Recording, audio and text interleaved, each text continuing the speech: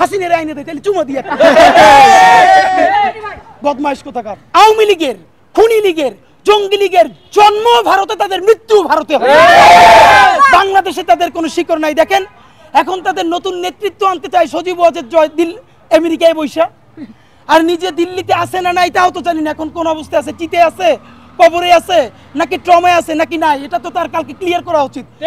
আমার ধারণা সে তো ভালো অবস্থায় নাই, কারণ যেই রিয়েকশন মেম্বার দেওয়ার কথা সেই রিয়েকশনও যে হাসিনা দিছে 15 বছর ধইরা, এখন তারে পোলাপান যেই সব চুদলিং পং পং বলে, এটা তার উচিত তো নারায়ে তাকবীর বলে গালি দেওয়া, কিন্তু সে দিতেছে না। এত ভালো তো এই বয়সে তার হওয়ার কথা না।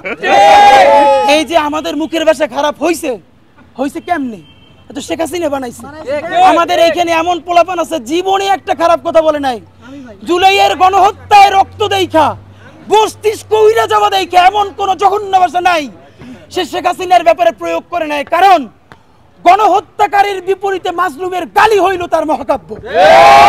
বা এখন আবার কিছু বুদ্ধিজীবী দাঁড়াইছে, তোমরা গালি দাও, দিবি কি তাহলে চুমা, হাসিনের আইনে দেয় তাহলে চুমা দিয়ে বদমাইশ কোথাকার। তো এইসব গ্রুপ দিয়ে চলবে না।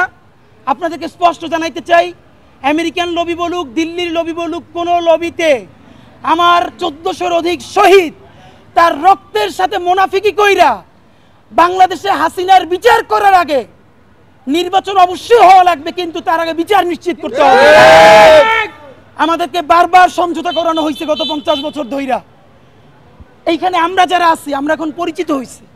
হয়তো এমন হইতে পারে এই দেশে গণহত্যা নাইমে আসলে আমাদেরকেও কোনো একটা দেশ অ্যাম্বাসিতে জায়গা দিতে পারে, কিন্তু ভাবেন যে এই ভ্যানওয়ালা, সবজিওয়ালা, এই যে আমার পাশে এক ভাই আছে গুলি খাওয়া 4 তারিখে, একটা পা এখনো কৃত্রিম পা লাগানো। তো এই যে 1400 শহীদ পরিবার, সবজিওয়ালা, সে কোন অ্যাম্বাসিতে যাবে বলেন? এখনো শহীদ পরিবারের 35 লক্ষ টাকা ঋণ, সেই ঋণের জন্য আমরা দাঁড়ে দাঁড়ে খয়রাত করি। তার স্ত্রী আমাদেরকে ফোন দিয়ে কাঁদে যে কবরে সেই বেচারা মাইন্না খায়, এই ভয়ে সে কাঁদে।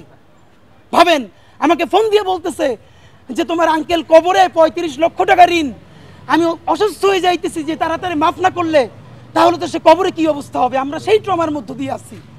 আমরা আপনাদেরকে ওয়াদা দিতে চাই, আল্লাহর কাছে শক্তি চাই, এই দুনিয়ার সমস্ত লেখে দিলেও যেন আমরা এই শহীদদেরকে এই জাহান্নামে গণহত্যাকারীদের হাতে ছাইরে আমরা কোনোদিন না পালাই।